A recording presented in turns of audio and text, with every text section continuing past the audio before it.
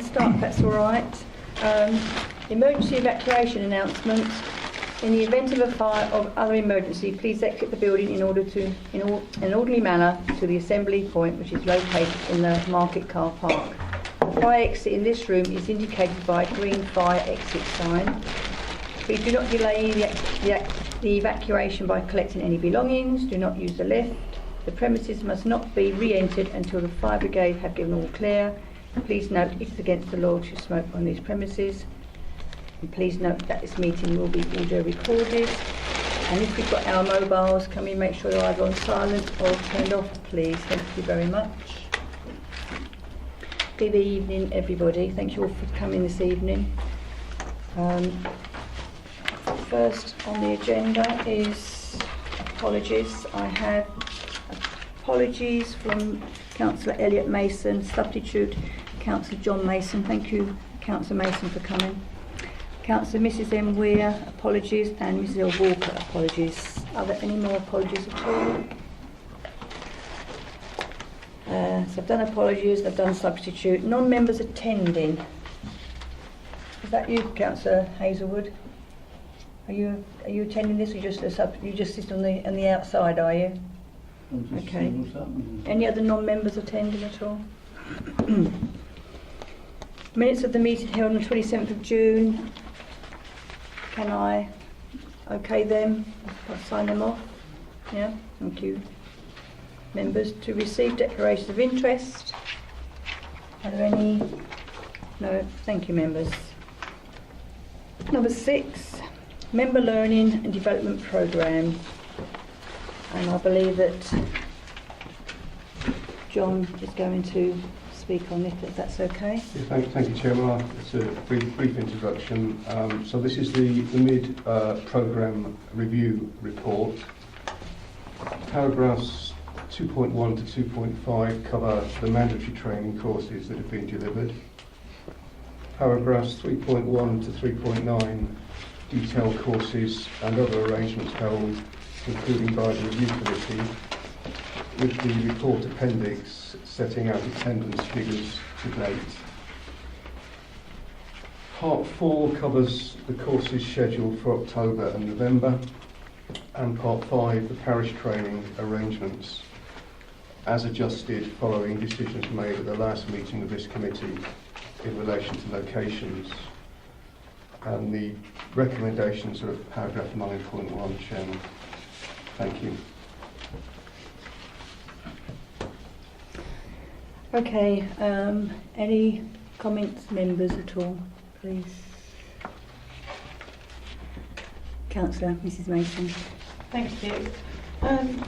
Parish training, I'm just a little bit confused as to how this is raced ahead. The minutes say that the option of holding the forthcoming parish town council planning course to be explored, and here we have a commitment.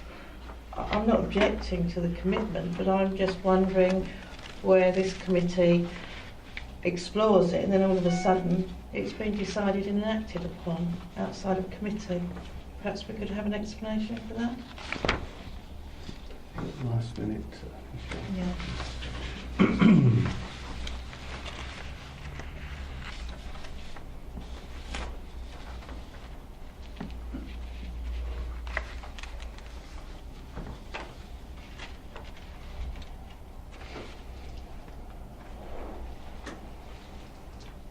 I refer you to item 2 on the minute and 5.1 on parish training.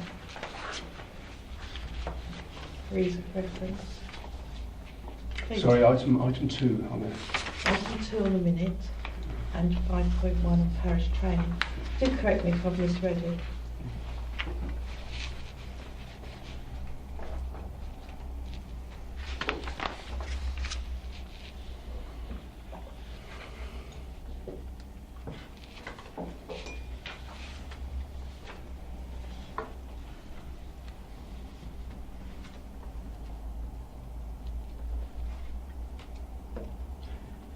Yeah, well, Chairman,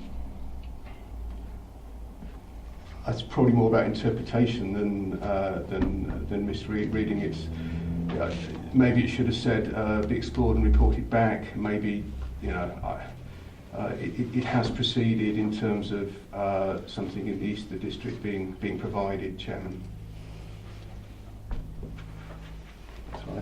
Yeah, that's that. I interpreted it like that.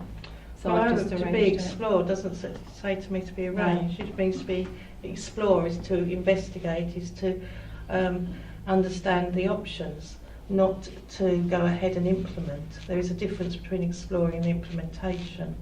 I mean, I'm not objecting to the actual decision, because I'm sure we would have made that decision, presumptuous maybe, but I am a little bit concerned that a committee makes a decision which then seems to be expanded without any apparent authority.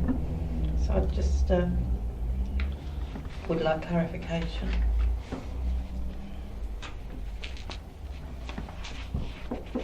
John, excuse me.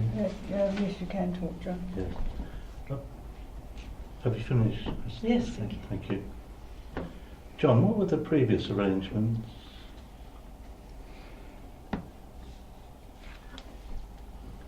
Well, previous arrangements didn't involve something more local for the parishes, and there was discussion over time about, including with the parishes, about whether something could be arranged. Right. Yes, Councillor Mason. I want to talk about something else. Can we just finish this? Yeah, I know, This but one, I didn't indicate no, it might be all over before I noticed. No. Yes, Councillor Stanley. Is there a, I don't know, but is there a charge on the parishes if they Yes. send more than one? Yes, it usually So is. if there is, then it says there that the Rochford parish rooms are available on the proviso that no charge is made for this training to any parish councils. But why is it that we're not using those? I think what's happened in the past, I believe, and I'm sure that Councillor Mrs Mason will notice, we've said this before, that the parishes have been invited on many occasions to training courses but have never really taken it up before now. And I think the last meeting we had, if I'm led to believe, is we were trying to find an easy solution whereby some of the parishes that are sort of further out to here, to Rayleigh, would find it easier maybe to go nearer, like maybe to Rochford, the Freight House or the Rochford parish rooms to do the training. But I do believe that whatever training may well be provided, if it's an outsider, whoever does the training has to be paid to do the training. So usually we were saying we don't mind probably for the first person of a parish councillor being going at free of charge, and then anything else over and above that. All parishes have got their own budget for training, so there's no reason why not. And I have found, because I used to be a parish councillor when I was in Hockley, that a lot of the parish councillors didn't really want to do the training, didn't feel it was necessary, or they had their own trainers in. I just think it's probably one of those things that we're trying to compromise to help some of the parishes to do some training courses they wanted to, really. Yes. If I can, Maya, I can only confirm that we have tried to encourage the involvement. The policy at the moment, and I think it's an equitable one, is that one member from each parish is free where we can accommodate them, and anyone else is 40. The parishes often pay for other training from other sources. So, and they do have but we have offered, if you read the report, we have offered places for all the parishes in the food and hygiene and in the Dementia Friends, and of those, none turned up to Dementia Friends and one to food and hygiene. So it may be that the courses are not of interest to them, or they don't see it's applicable. The only one they did turn up to, as I understand it, is the Code of Conduct, which we had 19, but even though those were only from 7 parishes. So we've got 14 or 16? I think we've got around that number. Sure, yeah. So someone can correct me there. So at least, 50% or more didn't even send one representative. But the idea of having one representative free of charge is that representative could then feed back and educate the members of the parish. So I think it's a fair policy. But also the clerks of each parishes do go on a lot of, I believe, go on a lot of training courses, so they're there again to support their parishes and maybe do the training as well in them. But again, you know, we're here to help as many people as we can in the parishes, etc. So, have you? Yes, Thank you, Councillor Madam Drone. Chairman. I represent RDC on the Rochford 100, and the question of training for the parishes comes up at almost every meeting. And they have raised this question before, particularly with regards to having training in other areas. So it may have come from that, although I take the point of Mrs. Christine Mason. I think that the parishes would welcome that, which has been outlined in point 5.1. I'm sorry, Particularly with regards to I wasn't the objecting Summer to Club. it. I know you weren't. Yeah. I wasn't objecting to it, just the methodology. Yeah, again, I think like the Councillor Mrs Mason says, we're trying our best to get as many people involved in the training as we Indeed. can. We can't lead them to a training, the old saying about the horse to water, etc. So it's just, you know, it's each parish to their own, I think, really. So is there any other question on that at all, Councillor Mrs Mason, you want to ask at all? Or Not on that aspect, but perhaps I may come back later after the other councillors have spoken. okay, are you up for the moment? Councillor Mr John Mason, you wanted to ask another question? Yeah, I've become confused, which is a dreadful shame. Under 4.2, I agree that the budget away day isn't training, but I don't agree that 3.2, the visit of the Essex Police and Crime Commissioner, was training. It was a briefing. It was not training. And furthermore, the visit of the Success regime, and it's now changed its name, from Southend Hospital isn't mentioned at all. So I find it very confusing to find the Essex Police and Crime Commissioner mentioned as if it's training, but by the same token, a visit by the NHS Success regime is not. So my own view is that the Essex Police and Crime Commissioner was simply a briefing, wasn't training at all. So I'd like to see that amended, or at least the minutes record the fact that it wasn't training, and that the Southend NHS visit equally wasn't training, but it wasn't mentioned at all in the report. Okay, and going back on that, Councillor Mr Mason, the NHS one, was that the one where we was all in the chamber? A lot of us was in the chamber that time, and we had 4 or 5 different people from the NHS. Yeah. But that wasn't training. That was just a briefing, wasn't it? Well, nor was the Police and Crime Commissioner. Yeah, That wasn't training either. I didn't go to that one because I had another meeting. It was notified as a briefing. Can we get clarification on those? Well, Chairman, I think it's just that with a report traditionally like this, if there has been something by way of a presentation, it gets a mention in the report, just so all members are aware. It's not suggested that it's training in the way that the committee's got But at the same time, Chairman, what I was pointing out was that if that's the case, why is the Southend NHS Success regime briefing not mentioned either? If it's normal to do so, why was that omitted? And Chairman, I mean the NHS Success briefing question was something that went to full council formally and is minuted. However, again, this report could add that sort of thing as well. You know. Well, could we have another heading then, Chairman, that says other things that were interesting other than training? Okay, Yes, Up to you, it's for the do. committee. Yeah. Yeah. that's what you want. That's what you want to put on the. It's for you and the committee, on the- Chairman. It's not for me to. So what exactly do you want, Councillor John Mason? Again, say that again. Another heading. Oh, just a heading that says, anything other than training that was interesting. Because we've got a training programme to date, which includes Essex Police, which wasn't training. Okay. Can we add a? Yeah. Is that all right? What? Sorry. Sorry. Wait a minute. Sorry, Councillor, you wanted to come in. You had. Right, councillor. These crime commissioner meetings are normally open to the public. Was this particular one open to the public? It was. Chairman, I could come in there and say that the chairman of the briefing did welcome members of the public, although I didn't know whether there was anybody there at all. Right. But they did welcome members of the public, so I assume there were the public there. Thank you. Okay. Thank you, Councillor Madam Dray. Chairman.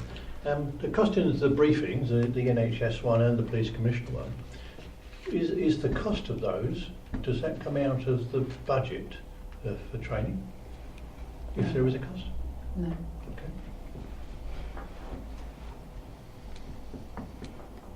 Well, I'd like to know, under the e-learning, I'd just like to say that I did do that e-learning module, which I found really interesting and totally different from the safeguarding module that you do when you're involved with scouting. I thought personally that it was easy to follow. I thought it was written in language as well that was easy to understand, and it covered far more things that people may not think about as being safeguarding issues.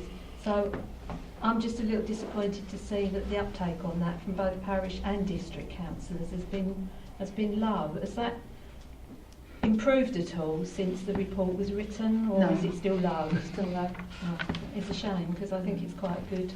It's a good way of doing it, and it was definitely less than an hour just to go through it and answer the questions, and well worth it, I thought. Okay, councillor Dray. Thank you, Madam Chairman. I agree with that. I think that e-learning is perhaps the way to go for the future. But can I ask when the email will come out reminding members to do the training? Yeah, I'll get that done next couple of days.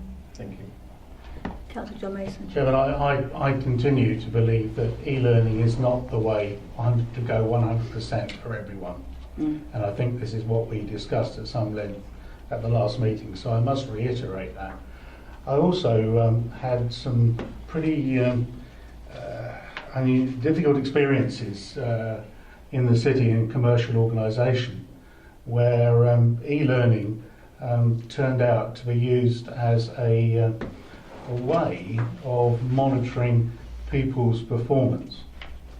And I have to say that on this occasion the e-learning was monitored, and there were tests at the end, and some people didn't do well the first time, so they had another go. They didn't do any better, so they had another go. And when it came to assessing performance, that was used. And I've got very grave misgivings that in the context of an elected person, that is most inappropriate. And I'd want to see, and would like to see, some assurances that no data is being collected at all. Okay. Is that noted, John, at all? Yes. Yeah. And I'm sure that if we ever go down the route of e-learning, we'll talk more on it anyway. So it's not one of the things we're going to, it's going to be just that anyway. So, any other? Yes, Councillor Mason. Thank you, Mrs. Chairman.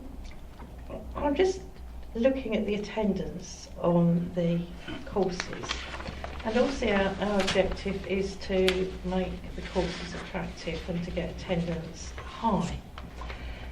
Now, I'm looking at the planning of the next 6 months, and we've got 2 AM and 3 PM. And yet, to my knowledge, all the development mandatory training have been PM and evening. There's not been an AM offered, and there still isn't. And yet, where we've offered an AM on the food and hygiene enforcement, which, although it's not mandatory, I grant you, we've had the highest attendance of any of the other courses there. So taking the subject matter aside, because we can't judge how important or relevant the subject matter is to individual councillors, we have to leave that up to them. I would like to see that the offer of a morning as opposed to an afternoon is also extended to the mandatory training as well as the optional training. I think that's something that would be helpful. But more than that, what I'm concerned at, I've worked out the percentages of attendances on the courses, and we go from a high of 80% to a low of 10-12%. And yet where that 12% is, we're offering 2 sessions, which, whilst we want to encourage people attending the training courses, there is a cost to these courses. There's a cost in staff time, there's a cost if we have to get someone in from outside, and there's a cost in all the time and travel, etc. I think the committee might wish to consider putting a minimum attendance on a course, so that if we have, for example, if I take the Treasury Management course, which was offered for 2 sessions and had 12 attendances, I don't know if it was 6 and 6, but even assuming it's an equal split, that's 6%. It's not particularly high. It's less than a third of the district council members, which I would have thought it would have been sensible to consolidate that into 1 session. I mean, we do know if people are booked onto courses, and it's easy enough if we've only got so many booked on. I would have thought the officers could possibly go out and say, okay, we've only got so many, are there any that haven't booked? Or alternatively, we'll only run 1 of the sessions. Because that's what I'm concerned at. We're taking a lot of time up running courses with a very low attendance, and yet we could possibly use that time to do an alternative course with potentially higher attendance. So what I'm actually suggesting is that we amalgamate the sessions where there's a particularly low potential attendance, and that perhaps we can set a minimum amount. I'm not talking about the mandatory here, because obviously some of those appeals and licensing, there's a set amount.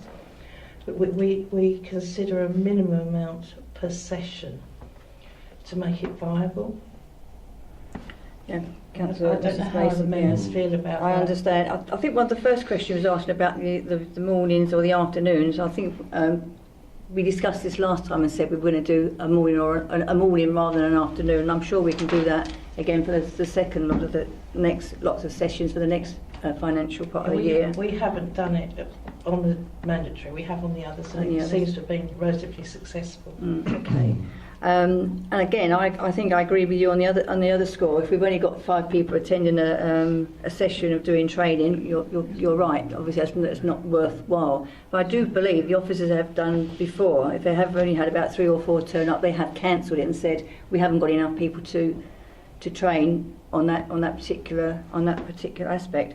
But I do understand. I also believe that if someone hasn't turned up, then I think the officers do like a roll-on where they can go down to the offices in Rochford and have a half-hour briefing or an hour briefing with the officers to do anything they need to catch up on the training side. So that might be something else we'll have to think on.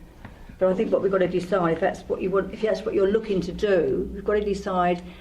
Depending on how many on a committee or how many councillors, are you talking about less than half or I'm more? talking about the voluntaries. Opportunities for training. I don't think we want to discount them, but we've got 2 sessions, 3 sessions, and you've got 8 people here on 2 sessions.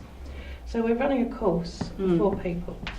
Now, to my mind, if that had been amalgamated, you still have only got 20%.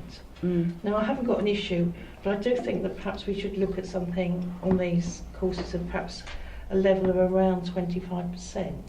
And if it's less than that, perhaps the officers can put an email out, and certainly not run 2 sessions, because that means that you've got to, if you take the Dementia Friends example, you've got 8 attendees, that's 10% per session. So it's 20% of the council have attended, which I don't have an issue with. I do have the issue with the fact that we're running 2 sessions.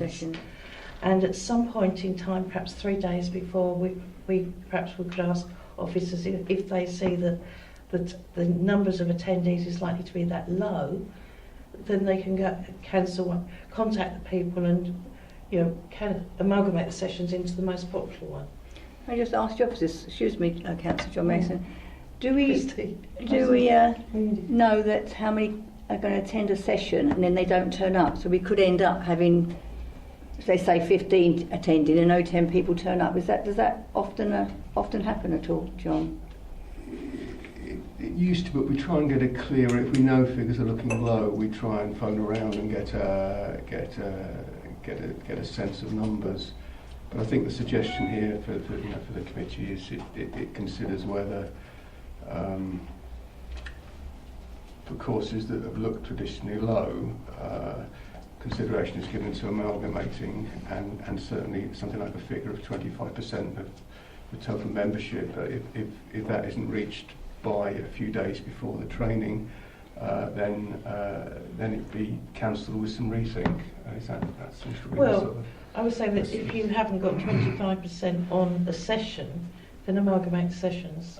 I'm not suggesting at all that we cancel the course. What I'm suggesting is that we amalgamate, Right. so that here we have 2 sessions, 3 sessions, 2 sessions, 2 sessions, and yet the highest attendance was 25%, and that was a Right. Yeah.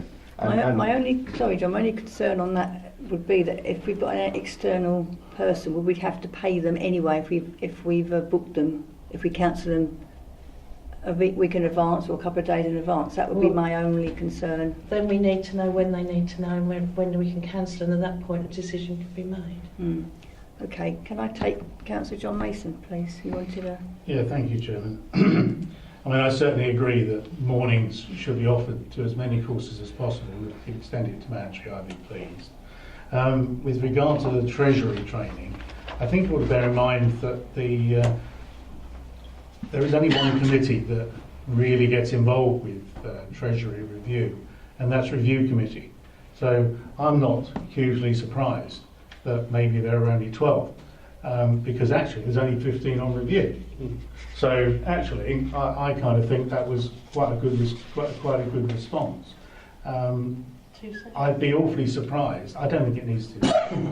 I think it only needs one session. Yeah. And I also think that it could be placed under Review Committee as training more conveniently and oriented towards the sort of reviews and decisions that Review's making, although make it clear that, like all other courses, are open to all members. So that's, I hope, a useful observation.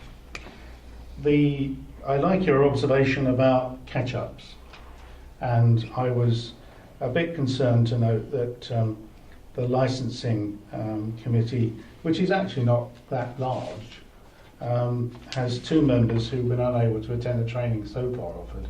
And I agree with you that there should be offered to those members to fit in with their lifestyle, their work commitments, etc. Opportunities to do some form of catch-up to ensure that they are given the opportunity to be available for licensing hearings and indeed any other committee meeting, considering gambling and licensing policies and law as they relate. I do believe, John, on Councillor Mason on that side, they were given an opportunity, so it did come up.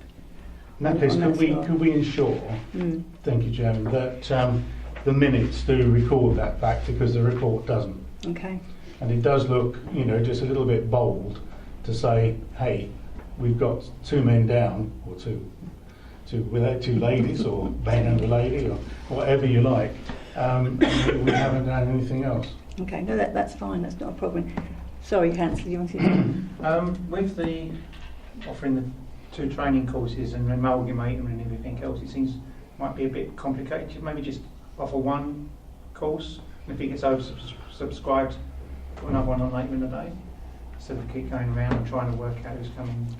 I think what we're trying to do, Council, is we're trying to make sure we're not having 4 people turn up for training course. So just instead of offering one time and another time, just offer just one time. I think that's the idea. We're trying to do that. Actually, if I may, Mr. Chairman, Madam Chairman, sorry, that's a good suggestion. It actually, instead of amalgamating them, just offer one session, and then if there's a large demand of Offer another one in the session evening. later in the year, in the second half. Mm. That's another alternative to cancelling, is just to offer one session. Mm. And you're not phoning around trying to get people to come to other sessions. You just got. And that could be again, that could be the case when you 4 people and at the first session, but obviously we're taking it on board how we want to work this. Councillor Dray, you was... No, I didn't Oh, want to sorry, speak. Councillor. Yeah, I mean, as it's been mentioned, the 3 sessions with 14, that is district councillors. In addition to that, you did have 19 parish attendees over those 3 sessions. So when you're working out your percentages, I hope you will take into account if you've got any parish council attendees on those, and that you don't just look at 25% of district councillors not turning up, therefore you will cancel one of those courses or whatever, and that you will take into account parish councillors that are booked on those courses. Because whilst I can accept that you're looking at this purely from a district council point of view, as I say, you actually had far more parish councillors attending those sessions than you had districts. Yeah, I'm sure that's going to be taken into account. Councillor, yes, Councillor Lee. Yeah, thank you, Chairman. 2.2, where we've got, it says there, following 2 members have not met mandatory requirements, and obviously they cannot be substituted. Perhaps a time where a short course can be put in place to accommodate those 2 members. For I know for one fact that he is self-employed and he has a son to look after as well in the evenings, and so can't always make a commitment on that. And I feel that perhaps we're being a little bit heavy-handed and not trying to suggest to him that perhaps he could sort of bring it into something else that may be available to him at the time. No, again, Councillor, I think this is what we've said. If they can't make it, then obviously they have been asked. I'm sure they can go down to the Rochford offices and be given that bit of the training course they need to make sure I mean, to cover. Can we not? It may be difficult, I don't know, but can it be done in on paper rather than? I would like he's intelligent enough to run his own business, and I'm sure he can read through any documentation. So can that not be put forward? It can be put forward, but I wouldn't like to recommend that. But it can be put forward. But as I say, I'm not too sure. Councillor Mr. Mason again. Well, actually, I think that's a very good point, because actually, when somebody does e-learning, if, as I recommended, we don't store data on performance, then you don't know, how much has been actually taken in from so-called e-learning. In the same way, would e-learning be provision of a PowerPoint on, which is electronic, to be read by the member? It would be just as effective, in my opinion. Can't see a problem. I don't see a problem either. Councillor. I want to say something completely outside the box here. It's probably not quite so much with licensing training, because each council does their own licensing. But if people have missed the training course that we're doing, may Southend have licensing, Basildon have licensing, Yep. Castle Point have licensing. Yeah, Why couldn't they go to one of their training courses? That's where I went. I have no idea. It's just a thought. That's a good idea. Chairman, just to make it absolutely clear for the record, we didn't have any licensing training when I was on licensing run by this council at all. In fact, I was invited to go and join Castle Point, and actually it was a most enjoyable opportunity, because I got to meet other members, and also it was another perspective on licensing. So yeah, I really think that's a great suggestion. Yeah, I'm sure that can be put forward as well. Yes, sir. Having sat through this for years, we were going back to where we started. The mandatory ones are because the council is at risk if somebody makes the wrong decision. And so the idea was we would get the mandatory training for the people who are on that as best as we possibly could. And then this committee would gauge whether it was working. There's a danger with e-learning. You only need 4 goes before you can fiddle the results. It's as simple as that. But it doesn't mean to say you know what you're doing. You're just fiddling the results. As far as fitting other people in, when people take jobs as counsellors, there is a responsibility. I know they've run their own company, all of that comes into it. But if you want to sit and dictate to people, you have to be educated to answer the problems that come up. When we didn't have licensing, we had an individual counsellor who actually did not declare an interest that he was a Salvation Army member. And by the nature of being one of those, he was against giving licences for people to drink. And it took quite a while to point out to him that you are in an embarrassing situation. And if one of the publicans decided to put a complaint in, it would seem that the council was rather biased in a peculiar way. So I understand the gentleman's problem that he can't turn up, but we can't have individual councillors all being fitted in. The best suggestion is send him to another council so that we have it on record that he has attended and he comes back and says, that was good, or that was absolute rubbish, I didn't understand it. When we get back to that again, we may not have so many people not being schooled to sit on the committee, but we could have an embarrassing situation that the press turn around and say, do you know, they're ducking and diving on that mandatory thing. And I've sat in at some of the planning committees, and just because someone didn't like the colour pink, they voted against the planning. Now, it's funny until that person put a complaint in, and it cost the council money. But it wasn't the council's money, it was my money. And so I think we have to be careful. It's took us ages to get the training in place. Some of the things, all right, they're personal things that you might want to do. But let's get the first bit right. Planning, licensing, and code of conduct. Because luckily, we are one of the best councils with that, but we've had a few near misses. And we only need one thing to go wrong, and you'll get crucified. Because you can't take individual councillors because of their problems. You have to take a common sense. Can we afford it? Why can't they turn up? And really, if they can't do it, we can't make special arrangements because all of them will want special arrangements. So I would suggest you step back and think. Thank you very much for that. That was very, very good. Yes, Councillor Stanley. I take the gentleman's argument seriously enough, but I still think that on occasions where, and they know that they have commitments, but on occasions the commitments come second to the family, and we should have a little bit of leeway, a little bit of compromise. And I still say that the idea of the documentation or for another place to go in the meantime when that commitment that he has made to his family or their family is taken into account.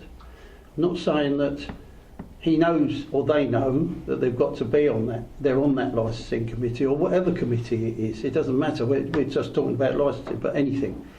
And they make that commitment and they've been there several times, and it just happens that twice it's happened where the family have come first. And I would always respect that person to put the family first and not to put anything else first.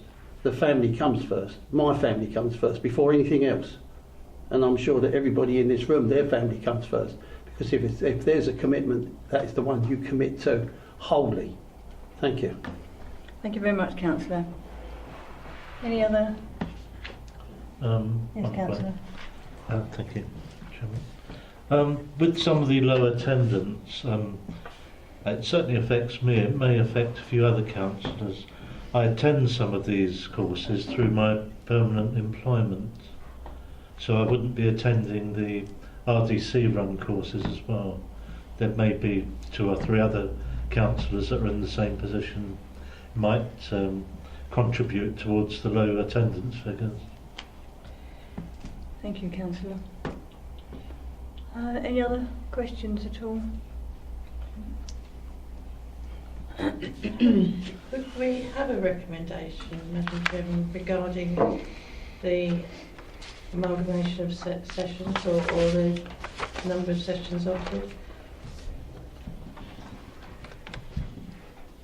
It's for the committee chairman. So do you want to make some recommendations? I'm quite happy to make a recommendation. What I'd like to do is do one with a consensus. There seems to be a general agreement that the sessions shouldn't have too low an attendance. Yeah. I think we've got 2 issues there. One is a problem that's being flagged up of cancelling external trainers, which of course would or may incur costs. And Councillor FD made I think a very practical suggestion that we just run the one session. If it proves very popular, we can always run another session.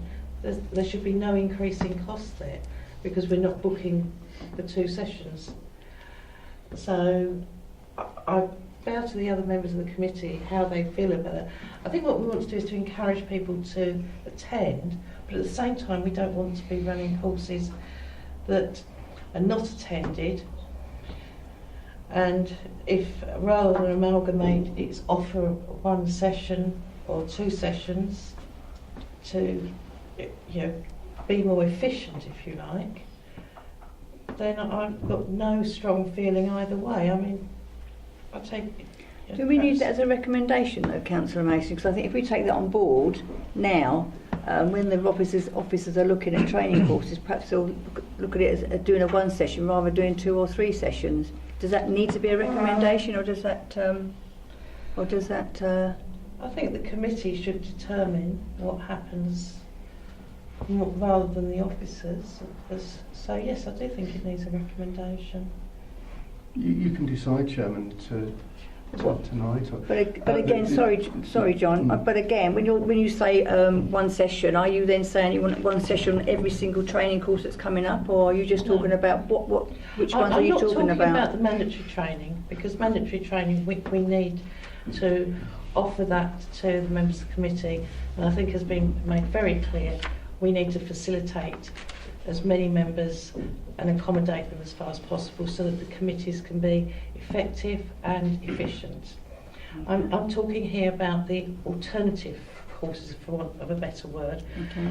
And we've had, I take the code of conduct, there was 19 parish councillors and 14. So, but even so, 2 sessions would have easily accommodated those. The only other one there was a member from parish on was the food and hygiene, which had the high percentage. So I think we need to set a minimum attendance for a session. Whether that is done by offering 1 session or offering 2 and cancelling 1, I think we need to leave that to the discretion of the officers and the costs involved, whether it's internal or external, and their experience on the attendance in the past. But I would suggest that we set a minimum attendance for the non-mandatory sessions. Okay.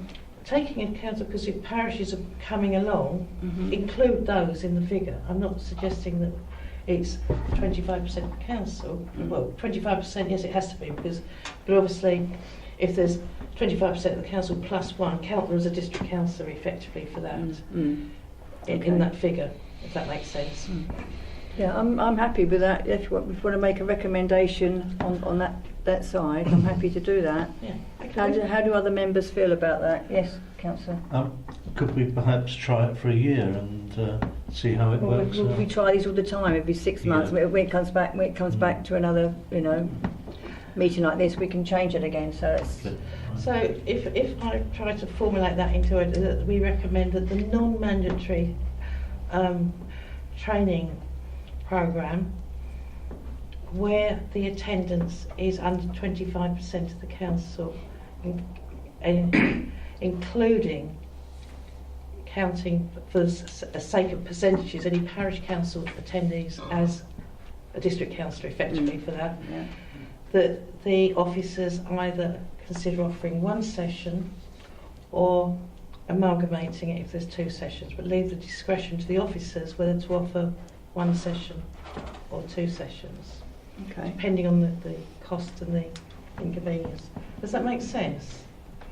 John, I mean, you're a bit Yes, confused, so no, I haven't worded it very well, I know, because I wasn't intending to do that. I'm trying to give flexibility and guidance at the same time. I suppose the only thing I'm wondering about, where there's a feel for the one session, there's been a lot of debate in the committee about evenings, afternoons, mornings. Is there a sense that the one session be an evening, or is that? I think vary it and see what happens. Councillor. Yeah. Just make a point, use the session that's got the most people who are coming to. Exactly. Yeah. There's the one you can keep. Exactly. If you've got 6 Yes. people coming and 3 people coming, use the one with 6. Yes. So I don't know if I've heard that, Michelle. in terms Common of- sense. And then in terms of, there's been discussion on mandatory training, and if someone isn't able to attend, there's been mention of training available at other councils, and there's a sense that that's an option, I think, for the committee. Oh, that's a good option. I think that's excellent. The only thing I would say on that, there won't necessarily always be that option available because every council. But I mean, but that's certainly something, yeah. Well, to extend the recommendation, we could just say if a councillor has been unable to attend mandatory training and is out of their sessions, perhaps the council will explore the possibility of seeking a training place on another council for them. I mean, we know it's not necessarily available, but we can certainly look at the possibility to accommodate. And if there is something suitable, just do it. Yes, I mean, if you take some councillors, Councillor Elliot Mason, for example, shift works, and he has sometimes it's easy for him to attend, sometimes not. Other people's employers allow them to take time off, some don't. So there's a great variation, and I think we need to encourage as much training as we can without making it onerous on the council. We could look at neighbouring councils, be it Council Point, Southend, even Basildon, and something within reasonable. I think you could tailor it to the individual. I mean, if I take Councillor Ed Mason as an example, he works in Kent, so it might be sorry, Kent. So he could feasibly train there. I mean, other councillors might work in London. I mean, I think we have to take it on the individual circumstances. I'm only using his as an example, not as a proposal. Councillor Stanley, you wanted to come back? I'd just like to reiterate that perhaps another way of doing it is to, if a member of that committee can pass on any verbal or any documentation for that person, then I mean I don't see any reason why we have to go down this road. I do think that, I mean, just to miss perhaps one or two, as from what Councillor Mrs Mason has said, may not be able to make it on that particular evening, may not, because it's work commitments or it's family commitments or whatever, or an emergency, and which leaves him vulnerable. So I think we need to explore those other. I think that's that. I think what we're going to have to do, we're going to have to try and let's take one step at a time, as Councillor Mrs Mason is saying. Making a recommendation, because otherwise we start going way out of what we're looking to do. And as gentleman over here has already said, councillor over here has already said that we need to do these training courses, and I don't believe we should be doing it either by paper or by e-learning. I've done e-learning and I know exactly what he is saying. I only did it once, but I know people have done it 3, 4, 5 times to get the score they wanted to. And I also believe that, you know, you're here to do a training course. You can ask questions of either your other councillors. You'll listen to what's going on, and the person who is training is there to help you understand what's going on, especially on the important aspects. Obviously, the mandatory ones are important. But again, we'll take it on board. But let's go step by step, and let's do one thing at a time. Councillor Gray, you wanted Just to. one point. If we were to use other councils for training, presumably they could charge us for that training, and we could look at the quid pro quo where they can come to us if they need councillors being trained. I mean, it's certainly the case that there's likely to be a cost associated with the new arrangement. It's also the case that although more councils are seeing the importance of mandatory training, particularly for licensing, not all do, and not all even have a committee that deals with training. So you might, it is finding and exploring. Maybe they all do in Surrey, but in Essex it's a bit, But there would be a cost to the committee, Chairman, and I think, but then the numbers are relatively low, I guess. Councillor John Mason. Chairman, there's one thing we've forgotten is that in the scenario Councillor Stanley was talking about, somebody who was unable to attend for very good reasons, they receive the training material which they can work through on their own, Bring it up next time. and ask questions of officers. Remember, they can always make an appeal. Essentially, it's a training tribunal, isn't it? I do know that a member went through this whilst they were chair of the council. They went before a convened tribunal who ascertained that the member had undertaken the training separately and was allowed to pass into a voting category. So that member of yours, Councillor Stanley, could receive the material from the training list, could work through it at their own pace, ask questions of officers about it, if that's and go to a properly convened tribunal of the council to ask for that mandatory training to be waived and for them to be reinstated as a voting member. I have no idea. I've never come across it, but It has been. I can not assure you. not through Rochford. I didn't want to. Okay. I'll say it. Councillor Glynn, when she was chairman of the council, she couldn't attend a planning mandatory training, and because she was very fond of training and particularly fond of planning, a tribunal was convened so that she could explain her reason for excuse, which is always reasonable. But it was also put that she conducted her training separately and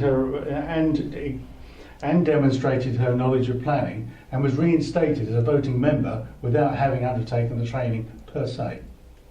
And that's on the record. It's on the record of the council. It may well be. Just like we've got so many training courses. Yes, Councillor. What has been said is more or less true.